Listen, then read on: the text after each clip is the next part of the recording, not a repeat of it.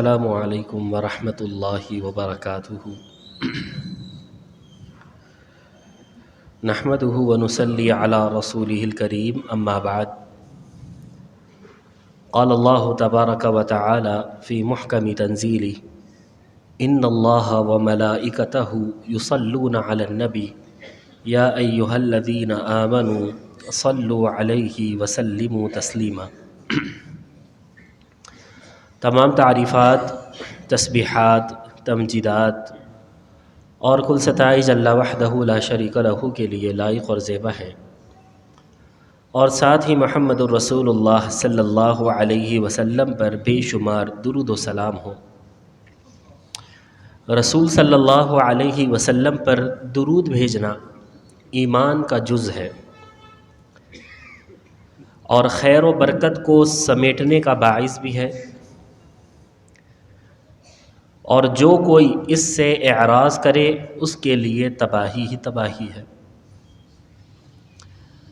اور ایسا بدبخت اپنے آپ کو ہلاکت میں ڈالنے والا ہے۔ درود پاک درجات کی بلندی، گناہوں کا کفارہ اور شفاعت مصطفیٰ صلی اللہ علیہ وسلم کا راستہ ہموار کرنے والا انمول تحفہ ہے، غموں سے نجات کا نسخہ ہے، مگر درود پاک کے الفاظ کا مسنون ہونا بھی ضروری ہے۔ یعنی جن الفاظ کے ساتھ درود پاک وارد ہوئے ہیں صحیح احادیث میں، انہی الفاظ کے ساتھ درود کو پڑھا جائے۔ اب اگر کوئی شخص ان تمام باتوں کو مد نظر رکھتا ہے اور پھر اللہ کے رسول صلی اللہ علیہ وسلم پر درود پاک پڑھتا ہے، اللہ کے رسول صلی اللہ علیہ وسلم پر درود بھیجتا ہے، تو ایسے لوگوں پر فرشتوں کا نزول ہوتا ہے اور وہ ان کے درود لینے کے لیے حاضر ہوتے ہیں، پیش ہوتے ہیں، اور پھر وہ ان کا درود اللہ کے رسول صلی اللہ علیہ وسلم تک لے کر جاتے ہیں، اللہ کے رسول صلی اللہ علیہ وسلم کو پہنچاتے ہیں۔ اس بارے میں دو صحیح حدیثیں آپ کے سامنے پیش کر رہا ہوں۔ پہلی حدیث سنن نسائی میں موجود ہے کہ عبداللہ بن عباس، اسی طرح عبداللہ بن مسعود رضی اللہ تعالی عنہ سے روایت ہے کہ رسول صلی اللہ علیہ وسلم نے فرمایا: ان للہ ملائکۃ سیاحین فی الارض، کہ اللہ تعالیٰ نے میری امت کے لوگوں کے لیے فرشتے مقرر کیے ہیں۔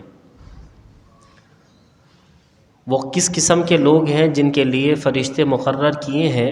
فرمایا: یبلغونی من امتی السلام، یہ وہ لوگ ہیں جن کے لیے فرشتے مقرر ہوئے ہیں جو مجھ پر درود اور سلام پڑھتے ہیں، پھر وہ ان درود کو اور ان سلام کو مجھ تک پہنچاتے ہیں۔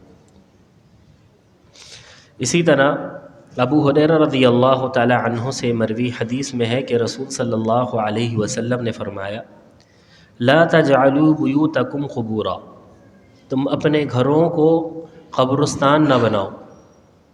کیا مطلب؟ یعنی وہاں پر تلاوت کیا کرو، گھر میں اللہ کا ذکر و اذکار کیا کرو، درود شریف پڑھا کرو، اور پھر ساتھ یہ بھی فرمایا کہ وَلَا تَجْعَلُوا قَبْرِي عِيدًا، دیکھو میری قبر کو میلہ گاہ نہ بنانا کہ بار بار میری قبر پر آ رہے ہو، بار بار میری قبر کے چکر لگا رہے ہو، میری قبر کو عیدگاہ نہ بنانا، بلکہ فرمایا وَصَلُّوا عَلَيَّ، بلکہ ایسا کرو مجھ پر تم درود بھیجو، جہاں پر بھی تم ہو وہیں پر بیٹھ کر تم مجھ پر درود بھیجو۔ فَإِنَّ صَلَاتَكُمْ، اس لیے کہ تمہارا درود تَبْلُغُنِي حَيْثُ كُنْتُمْ، مجھ تک پہنچایا جائے گا جہاں بھی تم مجھ پر درود بیٹھ کر پڑھو گے، کھڑے ہو کر پڑھو گے، جہاں پر جس مقام پر بھی تم درود مجھ پر پڑھو گے وہ درود مجھ تک پہنچا دیا جائے گا۔ وہ پہنچانے والے کون ہیں؟ وہ فرشتے ہیں۔ اسی طرح ایک حدیث میں اللہ کے رسول صلی اللہ علیہ وسلم نے فرمایا کہ جو مجھ پر ایک مرتبہ درود پڑھتا ہے اللہ تعالیٰ اس پر 10 رحمتیں نازل فرماتا ہے۔ تو لہذا درود پڑھنا اللہ کے رسول صلی اللہ علیہ وسلم پر ایسا عمل ہے کہ فرشتوں کا نزول ہوتا ہے اور فرشتے اس درود کو لینے کے لیے آتے ہیں۔ اسی طرح ایک اور عمل جس کے بدولت فرشتے کا نزول ہوتا ہے، فرشتہ نازل ہوتا ہے، وہ ہے سفر میں اللہ تعالیٰ کا ذکر کرنا۔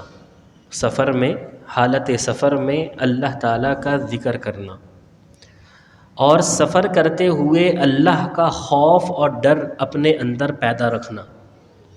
یہ ایسا عمل ہے کہ اس سے بھی ایک فرشتہ نازل ہو جاتا ہے جو اس شخص کا ہم سفر بن جاتا ہے۔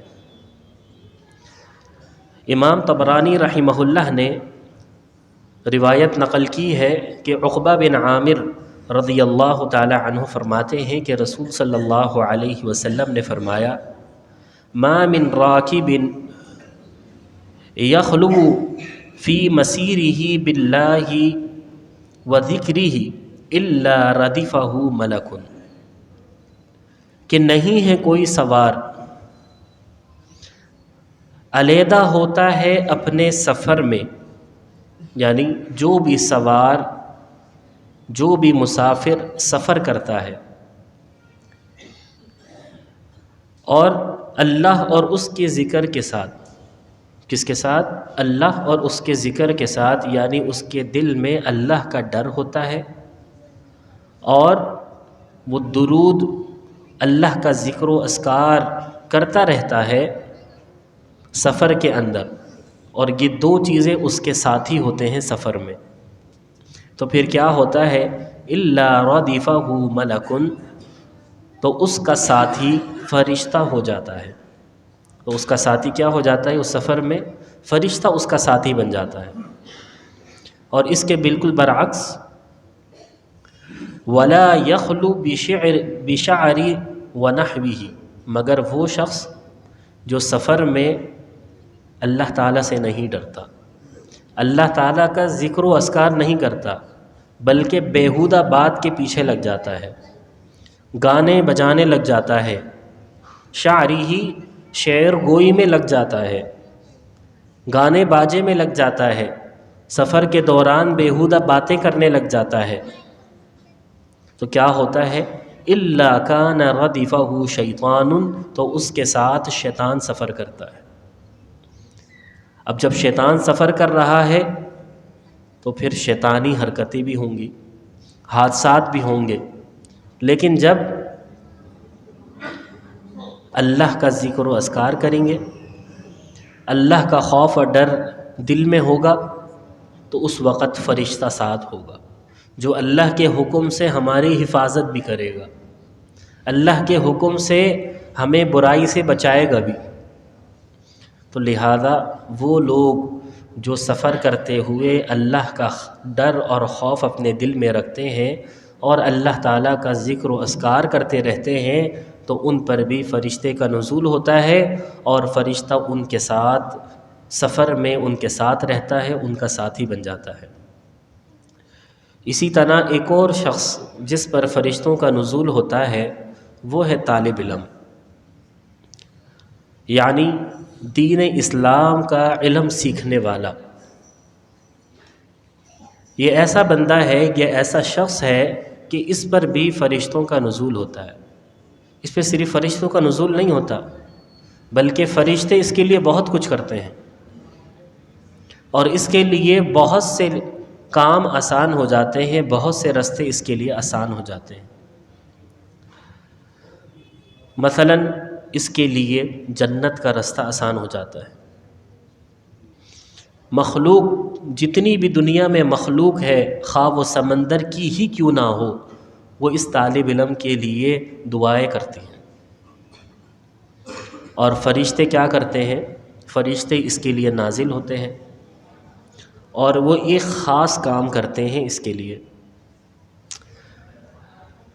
چنانچہ ابو درداء اور صفوان بن عسال رضی اللہ عنہما سے روایت ہے کہ رسول صلی اللہ علیہ وسلم نے فرمایا، ما من خارج خرج من بیتہ فی طلب العلم، جب بھی کوئی شخص اپنے گھر سے دین کا علم حاصل کرنے کے لیے نکلتا ہے، قرآن مجید حفظ کرنے کے لیے نکلا، مدرسے جانے کے لیے نکلا، عالم بن رہا ہے، جامعہ جانے کے لیے نکلا ہے،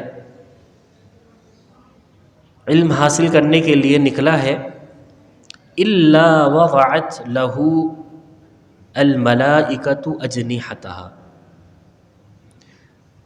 تو اس کے لیے اس عمل کی وجہ سے، ساتھ میں فرمایا رضا بما یصنع،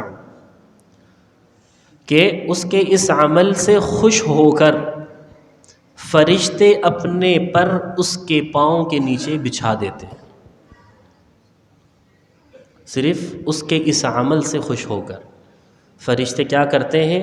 اپنے پر اس کے لیے بچھا دیتے ہیں، گویا کہ وہ ان کے پروں پر چل رہا ہوتا ہے، بشرطے کہ وہ جب مدرسے جا رہا ہو تو ایسا عمل نہ کرے جس سے فرشتے بھاگ جاتے ہیں، فرشتے دور چلے جاتے ہیں، ایسا عمل نہ کرے وہ، کیونکہ جو بھی گھر سے نکلے وہ کیا کرے؟ اللہ کا ڈر اپنے دل میں رکھے، اللہ کا خوف اپنے دل میں رکھے اور ذکر و اذکار کرتا ہوا جائے، سفر کی دعا پڑھے، گھر سے نکلنے کی دعا پڑھے، یہ سب ذکر و اذکار ہی ہیں۔ تو یہ پڑھتا ہوا جب وہ مدرسے جائے گا اور جب جامعہ جائے گا، وہاں پر قرآن مجید پڑھے گا، وہاں قرآن مجید حفظ کرے گا، دین کا علم حاصل کرے گا، تو اللہ کے حکم سے فرشتے اس کے لیے اتریں گے اور فرشتے اپنے پر اس کے لیے بچھا دیں گے۔ تو یہ 3 اشخاص تھے جن کے لیے فرشتوں کا نزول ہوتا ہے۔ اللہ تعالیٰ سے دعا ہے کہ اللہ تعالیٰ ہمیں بھی ان لوگوں میں شامل فرما لے اور ہمیں بھی یہ اعمال کرنے کی توفیق عطا فرمائے۔ وآخر دعوانا ان الحمد للہ رب العالمین۔